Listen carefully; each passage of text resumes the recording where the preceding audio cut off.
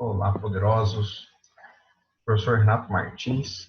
E hoje a gente vai falar um pouquinho aqui sobre a característica dos países desenvolvidos, né? Vamos fazer uma explanação bem rápida, bem simples, para a gente entender um pouco do contexto que diferencia um país desenvolvido de um país não desenvolvido, né? Porque dentro dos países não desenvolvidos a gente pode ter várias classificações. A gente tem os países em industrialização, em desenvolvimento, os países subdesenvolvidos, os países não industrializados, países exportadores de matérias-primas, né? Então, assim, dentro dos países não desenvolvidos, eu tenho uma série de características e de classes dentro dos países não desenvolvidos. Agora, dentro dos países desenvolvidos, é mais fácil você traçar uma linha e agrupar esses países. Então, a gente faz uma análise dentro da perspectiva da geopolítica, da economia, para entender esse processo. Basicamente, os países desenvolvidos foram os países que se industrializaram entre o século 18 e 19, ou seja, eles participaram da primeira e segunda revolução industrial. Então, eles tiveram um histórico maior de industrialização. Isso fez com que o parque industrial desses países se desenvolvesse mais e ganhasse mais diversificação, né? Então, uma linha de produção bem diversificada e muito consistente. Nesse contexto, até o século XIX, esses países, então, eles estabeleceram com mais tradição o sistema capitalista, né? Então, o sistema capitalista, principalmente na perspectiva mais liberal. E aí a gente pega, né, a Europa como berço da Revolução Industrial, depois Estados Unidos, o Japão. Então, você teve ali esses países que se destacaram nesse cenário. É claro que existem algumas exceções, né?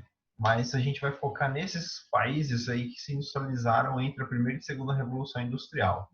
O século XX foi um século de grandes transformações, né? Inclusive mudou um pouco o cenário da geopolítica internacional, mas trouxe um fortalecimento econômico para essas potências.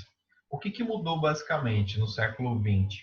A mudança da hegemonia, né? A hegemonia ela estava na Europa há muito tempo, principalmente por causa da Revolução Industrial que se consolidou na Europa, e aí a Primeira e Segunda Guerra Mundial tirou a hegemonia da Europa e deu aos Estados Unidos. Então, na verdade, os Estados Unidos ele soube aproveitar muito bem as características das potências europeias que ele copiou, e ele soube aproveitar também a situação da Primeira e Segunda Guerra Mundial para se estabelecer como uma potência substituta àquelas que estavam envolvidas diretamente na guerra, né? Principalmente a Inglaterra, a França e a própria Alemanha, que teve ali uma aspiração a partir do século XIX.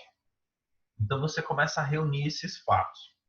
Outro contexto é que esses países eles têm projeto de Estado. O que significa isso? Vamos comparar, por exemplo, com o Brasil. O Brasil é um país que, quando troca de presidente ou troca de partido, muda-se muitas das questões econômicas e as relações internacionais do país. Então, a gente percebe que aqui no Brasil existe muito projeto de governo. Então, muda o governo, muda-se praticamente todas as ideias de projeto. Até os nomes de alguns projetos que permanecem, os políticos eles fazem questão de mudar o nome, o projeto é o mesmo, mas eles mudam o nome justamente para tentar imprimir uma marca própria, muito no sentido daquela perspectiva da reeleição, de garantir votos, né?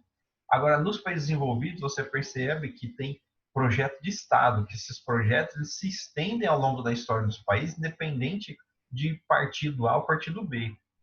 Estados Unidos mesmo, desde a formação do seu Estado, né? Desde a unificação das 13 colônias, ali você pega a questão do Destino Manifesto, a doutrina Monroe, o Big Stick. Então, essas perspectivas, né, o Plano Marshall, então tudo isso foi consolidada a partir de um presidente, mas que se perpetuou ao longo aí de várias décadas e até séculos. E os Estados Unidos ele tem essa perspectiva imperialista, né? Só que muito mais voltado no sentido econômico, né? Então ele conseguiu aprimorar muitas características dos países europeus para uma realidade que ele via à frente, né? Principalmente ali no contexto pós-Segunda Guerra Mundial. E o que ele fez? Quando acaba a Segunda Guerra Mundial, a Europa é devastada, né? Então surge ali um duelo, né, que foi na questão da Guerra Fria. Então, os Estados Unidos ele fez o quê? Ele escolheu quem seriam verdadeiros aliados, permitiu que esses aliados se reerguessem e estruturou um sistema econômico do qual os países fossem depender dele, principalmente em relação ao dólar, né, que se tornou moeda internacional. Então, os Estados Unidos ele fez isso com as potências europeias, ele fez isso com o Japão, que foi destruído na Segunda Guerra Mundial. Então, ele conseguiu trazer esses países para dentro da sua esfera de influência e vinculou essa perspectiva do dólar como padrão internacional para estabelecer também o interesse dele sobre esses outros países. E dentro dos países subdesenvolvidos, né, a partir do século XX, esses países começam a se industrializar, mas dentro de setores muito específicos. Foi exatamente onde? Onde as multinacionais dos países desenvolvidos passaram a ter participações. E algumas exceções em relação, por exemplo, aos BRICS, né? Então, Brasil, China, Índia e Rússia, né? Que apostaram ali, África do Sul, né? Que entrou depois, apostaram num contexto de industrialização mais voltada para o desenvolvimento interno, né? Mais voltada para o mercado interno, mas também com participação de capital externo, né? De capital internacional. Brasil, Índia, até a China, né? Conseguiu ter uma promoção na indústria em função desse capital de investimento vindo das grandes potências. Mas aí, veja só, é bom a gente diferenciar o quê? A perspectiva da globalização, ela marca exatamente o grau de influência das potências econômicas e políticas sobre o restante do mundo. Só que essa influência, principalmente na esfera econômica, ela passa a ser muito mais sobre as multinacionais. Então, quando você fala de um país desenvolvido, a gente já sabe que eles se industrializaram ali primeiro, a gente sabe que eles têm projeto de Estado, a gente sabe que esses países eles geram influência sobre os outros países no globo, e a gente sabe também que esses países eles têm um know-how, né, uma quantidade de multinacionais muito expressiva. E essas multinacionais elas se espalharam pelo mundo captando recursos, né? Ao mesmo tempo que eles fazem investimentos, só que o que retorna para eles em forma de lucro é muito maior. Então, um país desenvolvido ele tem, sobretudo, muitas multinacionais espalhadas pelo mundo. E essas multinacionais elas fazem o quê? Captação do recurso financeiro, do lucro, do capital para essas empresas. E a sede dessas empresas estão onde? Nos países desenvolvidos. Então, eles têm também essa marca.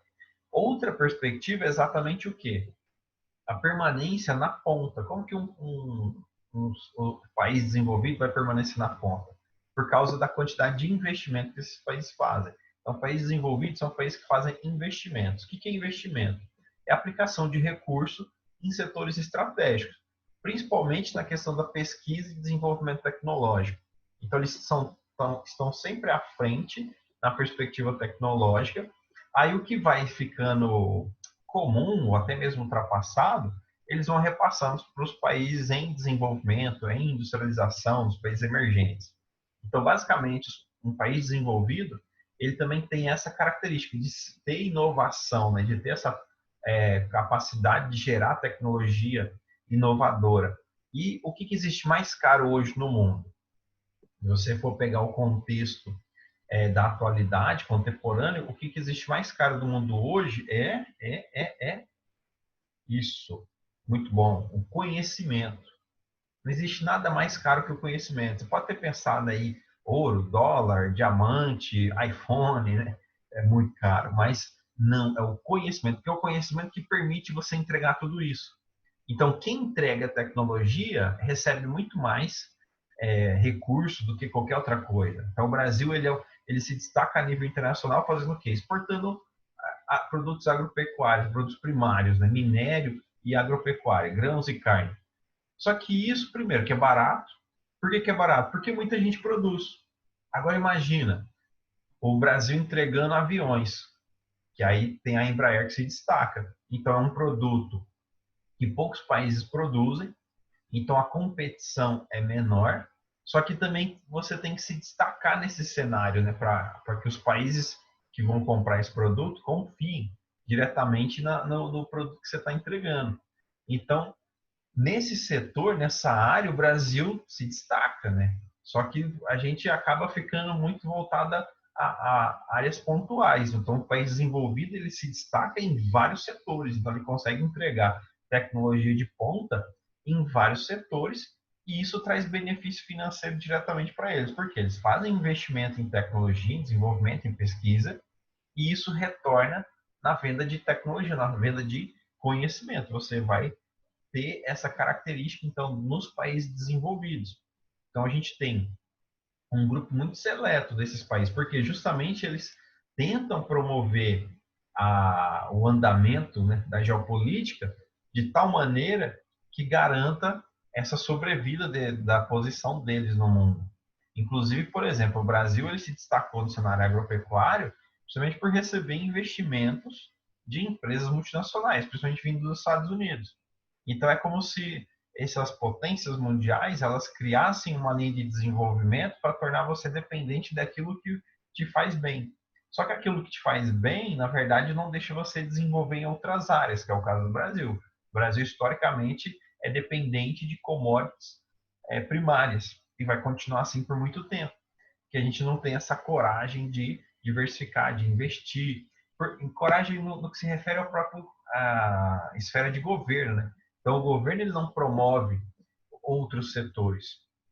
O governo ele fica restrito àquilo que ele se propôs há muito tempo atrás, mas no sentido do quê? De garantir a sua própria condição de existência. Então, estabelecer ali os programas de governo e não vincula a ideia de desenvolver programas de Estado para fortalecer exatamente o Brasil como uma potência mundial. E aí a gente fica à mercê dessa política ruralista, né? Que se estabelece aí desde o Brasil colonial. Então, a gente recebe essa influência, a gente não consegue criar o nosso próprio plano de Estado e a gente fica dependente. Então, a gente consegue fazer essa diferenciação entre o pobre e o rico. Então, o pobre, ele gasta tudo que ele consegue arrecadar, porque ele sempre precisa arrumar alguma coisa. Então, o Brasil sempre precisa arrumar uma estrada, construir uma estrada, fazer algo ali emergencial, né? Reformar um hospital, tá tudo sempre precisando de alguma coisa. Então, o dinheiro que entra é para medidas paliativas, para coisa rápida. Agora, os países desenvolvidos, eles já têm uma estrutura consolidada, infraestrutura de primeira. Então, o recurso que entra, esse recurso ele serve para ser reinvestido e gerar ainda mais benefício. Eu espero que você tenha entendido. Fica aí ligado às próximas aulas, próximos vídeos. Então, abraços geográficos e até a próxima. Estuda aí, galera.